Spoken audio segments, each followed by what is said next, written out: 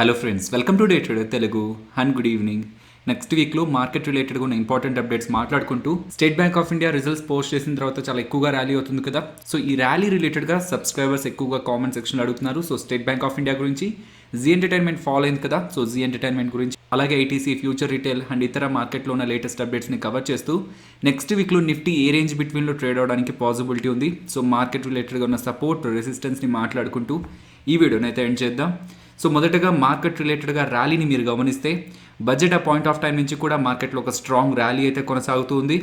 Budget ప్రవేశపెట్టినప్పుడే మాట్లాడుకున్నాం. So budget రిలేటెడ్గా stock market ఎందుకని ఇలా ర్యాలీ అవుతుందంటే నిర్మలా సీతారామన్ గారు కొత్తగా స్టాక్ మార్కెట్ రిలేటెడ్గా పాజిటివ్గా ఇంపాక్ట్ చేసే ఎటువంటి అనౌన్స్మెంట్స్ ఇవ్వకపోయినా ఈ వైరస్ కారణంగా సూపర్ రిచ్ ట్యాక్స్ అని, కోవిడ్ ట్యాక్స్ అని ఇలాంటి ట్యాక్సెస్ ఇంపోజ్ చేస్తారని మార్కెట్ అయితే ఎక్స్పెక్ట్ చేస్తూ వచ్చింది. బట్ అలాంటి ట్యాక్సెస్ ఏవీ లేకపోవడమే బిగ్గెస్ట్ పాజిటివ్గా మార్కెట్ తీసుకోవడం జరిగింది.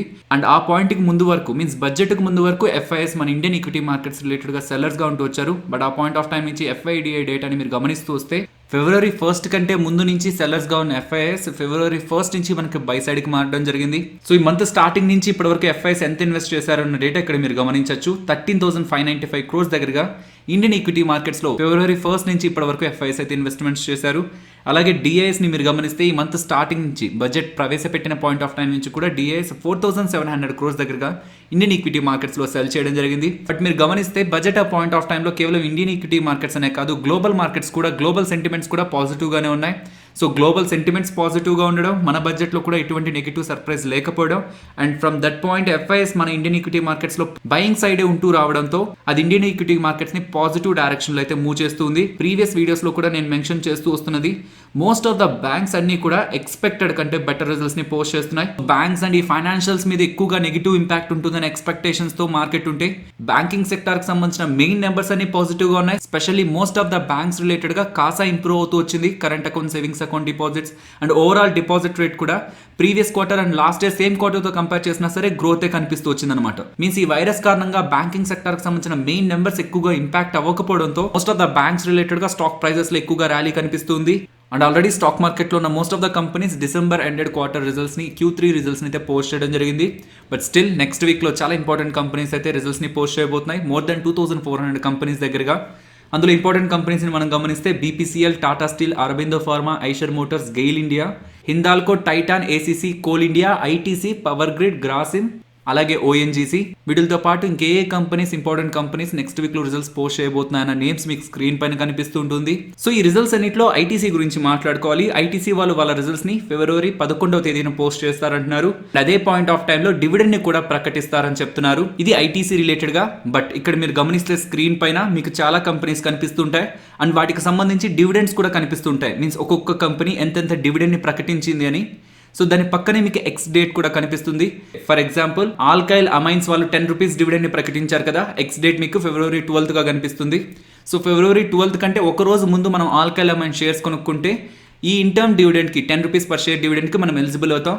అలాగే ఇక్కడ కనిపిస్తున్న ఎక్స్ డేట్ కంటే ఒక రోజు ముందు కొంటే, షేర్స్ కొంటే వీటిల్ని ఈ ఇంటర్మ్ డివిడెండ్ వీళ్ళు ప్రకటిస్తున్న డివిడెండ్కి ఎలిజిబుల్ అవుతారు. సో ఇది డివిడెండ్ కనే కాదు, ఏ కార్పొరేట్ యాక్షన్ కైనా ఎక్స్ డేట్ కంటే ఒక రోజు ముందు మనం షేర్స్ కొంటే ఆ కార్పొరేట్ యాక్షన్ కి మనకి ఎలిజిబిలిటీ వస్తుంది. నెక్స్ట్ కొన్ని స్టాక్స్ రిలేటెడ్ గా సర్క్యూట్ అయితే చేంజ్ అవ్వడం జరిగింది. సో ఇక్కడ మీరు గమనిస్తే ఏ స్టాక్స్ కి 5% నుంచి 20% సర్క్యూట్ లిమిట్ అనేది అప్డేట్ అయింది అనేది ఇక్కడ మీరు గమనించవచ్చు. ఇందులో ఇంపార్టెంట్ గా కనిపించే name Yes Bank. So previous గా ఎస్ బ్యాంక్ కి 5% upper circuit or lower circuit limit ఉంది. మీన్స్ అంతకంటే ఇంట్రాడే సెషన్ లో స్టాక్ పెరగదు.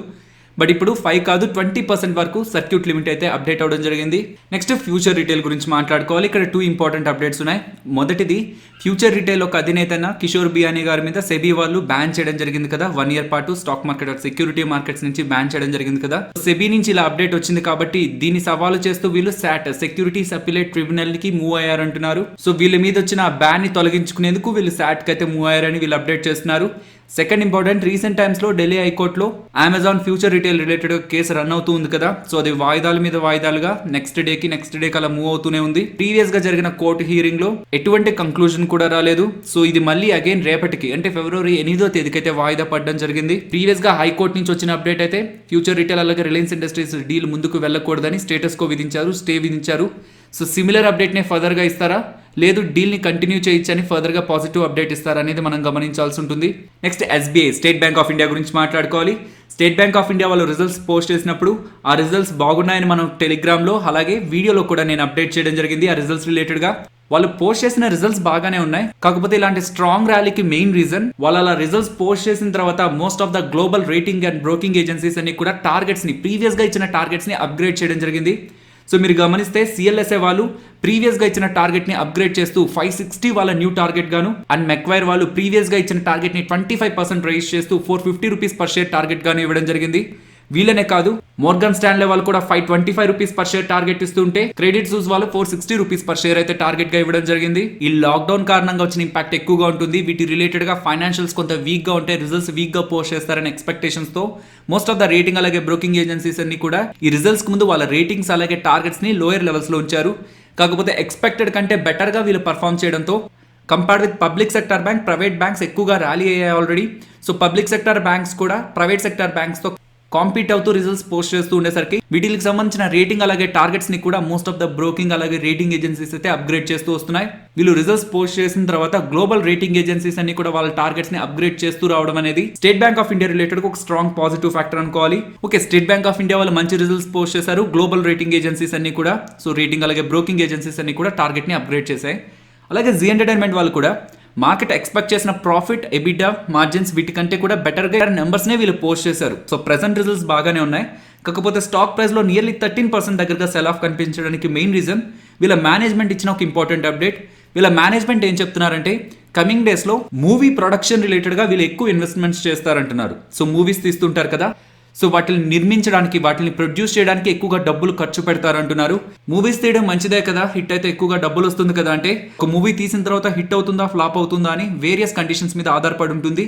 ఒకవేళ అవి ఫ్లాప్ అవుతూ వచ్చాయంటే వీళ్ళు చేసిన ఇన్వెస్ట్మెంట్ రిలేటెడ్గా రిస్క్ ఎక్కువగా ఉంటుంది. కాబట్టి వీళ్ళు మూవీ ప్రొడక్షన్ రిలేటెడ్గా ఎక్కువగా ఫోకస్ చేస్తాం, వాటి రిలేటెడ్గా ఎక్కువ ఖర్చు పెడతాం అనేది మార్కెట్ నెగిటివ్గా తీసుకోవడం జరిగింది. మేనేజ్మెంట్ తీసుకుంటున్న స్టాండ్ రిలేటెడ్గా మార్కెట్ అయితే నెగిటివ్ వ్యూతో ఉంది. బట్ ఇఫ్ ఇన్ కేస్ వీళ్ళు ప్రొడ్యూస్ చేస్తున్న మూవీస్ రిలేటెడ్గా వీళ్ళు గుడ్ ఎర్నింగ్స్ని చూపించగలిగితే maybe at that point market ఏమైనా పాజిటివ్గా రివార్డ్ చేయొచ్చు. నెక్స్ట్ నిఫ్టీ అలాగే bank Nifty support and resistance మాట్లాడుకుందాం. థర్స్డే వీడియోలో మనం మాట్లాడుకుంది ఏంటి, 14,980 లెవెల్ని ఒకవేళ నిఫ్టీ బ్రేక్ చేసిన 15,040 లెవెల్ని బ్రేక్ చేసి టాప్ సైడ్ ఉండనంత వరకు కూడా so important resistance above Nifty sustain అయితేనే నేను బై సైడ్ ఉంటానని అప్డేట్ చేశాను. సో నిఫ్టీ ఫ్రైడే రోజు మీరు గమనిస్తే ఈవెన్ మార్కెట్లో స్ట్రాంగ్ ర్యాలీ మనకు కనిపించిన 15,000 లెవెల్ అబోవ్ వచ్చినా సరే నియర్ టు 15,020 వచ్చి అక్కడి నుంచి మళ్ళీ అగైన్ మనకి షార్ప్గా ఫాలో అవడం జరిగింది. సో 15,000 అనేది ఒక సైకలాజికల్ లెవెల్ కాబట్టి సో ఇలాంటి సైకలాజికల్ లెవెల్స్ అబోవ్ వచ్చినప్పుడు ఆ లెవెల్స్ సస్టైన్ అవుతుందా లేదా అనేది గమనించిన తర్వాతే ట్రేడ్ రిలేటెడ్గా మనం డెసిషన్ తీసుకోవాల్సి ఉంటుంది. సో అగైన్ ఇదే సపోర్ట్ రెసిస్టెన్స్ అయితే కంటిన్యూ చేస్తున్నాను. కాకపోతే ఆప్షన్ చైన్లో కనిపిస్తున్న డేటా ప్రకారం గమనిస్తే ఈ పాయింట్స్ నుంచి కూడా Nifty or bank Nifty rally అవుతున్నట్లే డేటా అయితే బిల్డ్ అవుతుంది. So call writers, put writers ఎటువంటి డేటాని బిల్డ్ చేస్తున్నారని ఆప్షన్ చైన్లో మాట్లాడుకుందాం. But as of now Nifty సపోర్ట్ని 14,810 దగ్గర, బ్యాంక్ నిఫ్టీ సపోర్ట్ని 34,840 దగ్గర గమనిస్తున్నాను. మీన్స్ ప్రెజెంట్ ఉన్న లెవెల్స్ నుంచి కొంత సపోర్ట్ని అయితే దూరంగానే ఉంచుతున్నాను. బికాస్ ఈవెన్ మార్కెట్లో కొంత కరెక్షన్ వచ్చినా ఇంపార్టెంట్ సపోర్ట్స్ని మనం మెయిన్ సపోర్ట్స్గా ఉంచుకుంటే ఆ లెవెల్స్ బ్రేక్ అవ్వనంత వరకు కూడా మనం మార్కెట్ రిలేటెడ్గా నిఫ్టీ, బ్యాంక్ నిఫ్టీ రిలేటెడ్గా పాజిటివ్ వ్యూనే మెయింటైన్ చేయొచ్చు. నిఫ్టీ ఆప్షన్ చైన్ మాట్లాడుకుందాం ఫ్రెండ్స్. ఇప్పుడు మీరు చూస్తున్నది 25th February monthly expiry contract data. So ఇక్కడ మీరు గమనిస్తే ప్రెజెంట్ ఉన్న లెవెల్స్ నుంచి టాప్ సైడ్కి వెళ్తూ ఉంటే సో గమనించండి 15,000 స్ట్రైక్ ప్రైస్ దగ్గర నియర్లీ 20,000 కాంట్రాక్ట్స్ దగ్గరగా ఓవరాల్గా బిల్డ్ అయ్యాయి.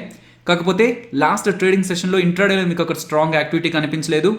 కాకపోతే 15,500 దగ్గర గమనించండి ఓవరాల్గా 20,725 కాంట్రాక్ట్స్ అండ్ ఇంట్రాడేలో కూడా 1,600 కాంట్రాక్ట్స్ దగ్గరగా ఆ లెవెల్ దగ్గర బిల్డ్ అవుతున్నాయి. మీన్స్ ఇక్కడ నుంచి నిఫ్టీ టాప్ సైడ్కి వెళ్ళే ప్రయత్నం చేస్తే ఆ లెవెల్ కంటే పైకి వెళ్ళడానికి పాసిబిలిటీ లేదని కాల్ రేటర్స్ అయితే బిలీవ్ చేస్తున్నారు. మనం ప్రీవియస్ ఆప్షన్ చైన్ డేటాలో కూడా మనం మాట్లాడుకుంది ప్రీవియస్ డేస్లో అయితే 15,000 ఇంపార్టెంట్ రెసిస్టెన్స్గా కనిపిస్తూ వచ్చింది. కానీ లాస్ట్ 3 ట్రేడింగ్ సెషన్స్ నుంచి ఆప్షన్ చైన్ డేటాని మీరు గమనిస్తే 15,000 దగ్గర మీకు ఎక్కువగా కాంట్రాక్ట్స్ బిల్డ్ అవ్వలేదు. 15,200, 15,500 ఆ లెవెల్స్లో కాంట్రాక్ట్స్ అయితే బిల్డ్ అవుతూ వచ్చాయి. కాబట్టి 15,000 లెవెల్ అబోవ్ కానీ మార్కెట్ సస్టైన్ అవ్వగలిగితే 15,200, 15,500 అనేది నెక్స్ట్ టార్గెట్స్గా ఉన్నాయి ఆప్షన్ చైన్ ప్రకారమని మనం మాట్లాడుకుంటూ వచ్చాం. బట్ ఇప్పుడు డైరెక్ట్గా మనకి 15,500 దగ్గర కాల్ రేటెడ్ స్ట్రాంగ్ అయితే బిల్డ్ చేస్తున్నారు కాంట్రాక్ట్స్ని. సో ఇక్కడ నుంచి నిఫ్టీ టాప్ సైడ్కి వెళ్తున్నప్పుడు 15,500ని మనం ఇంపార్టెంట్ రెసిస్టెన్స్గా అయితే గమనించవచ్చు. అండ్ ప్రెజెంట్ ఉన్న లెవెల్స్ నుంచి డౌన్ సైడ్కి మూవ్ అయితే 14,500 దగ్గర ఇంట్రాడేలో 3,000 అండ్ ఓవరాల్గా 20,000 కాంట్రాక్ట్స్ అయితే బిల్డ్ అవడం జరిగింది. కాబట్టి 14,500ని ఇంపార్టెంట్ సపోర్ట్గా గమనించవచ్చు. కాకపోతే అది కొంత దూరంగా ఉంది, ఇంత రిస్క్ బేర్ చేయగలరు అనుకునే వాళ్ళు 14,500 కాకుండా 14,800ని కూడా ఇమీడియట్ సపోర్ట్గా గమనించవచ్చు. మీన్స్ ప్రెసెంట్ ఉన్న లెవెల్స్ నుంచి సపోర్ట్ని దగ్గరగా చూస్తూ 14,800 లెవెల్ బ్రేక్ అవ్వనంత వరకు కూడా. సో నేను అందుకే సపోర్ట్లో కూడా నేను మీకు 14,810 సపోర్ట్గా ఇచ్చాను. సో 14,800 లెవెల్ బ్రేక్ అవ్వనంత వరకు కూడా మనం నిఫ్టీ రిలేటెడ్గా పాజిటివ్ వ్యూనే మెయింటైన్ చేయొచ్చు. సో ఫైనలీ ఇది ఫ్రెండ్స్ మన వీడియో నచ్చిందా? నచ్చితే వీడియోని లైక్ చేయండి ఫ్రెండ్స్. అండ్ ఈ వీడియో మన వాళ్ళకి యూజ్ అవుతుంది అనుకుంటే తప్పకుండా షేర్ చేయండి. అండ్ మన ఛానల్ని సబ్స్క్రైబ్ చేయనట్లయితే ఛానల్లో ఉన్న వీడియోస్ని ఒకసారి గమనించండి. ఇఫ్ ఆ వీడియోస్ మీకు ఇంట్రెస్టింగ్గా అనిపిస్తే ఛానల్ని సబ్స్క్రైబ్ చేసి పక్కనే ఉన్న బెల్ ఐకాన్ క్లిక్ చేయండి. మరొక ఇంట్రెస్టింగ్ వీడియోతో నేను మళ్ళీ మీ ముందుకు వస్తాను. అంతవరకు టేక్ కేర్. జై హింద్.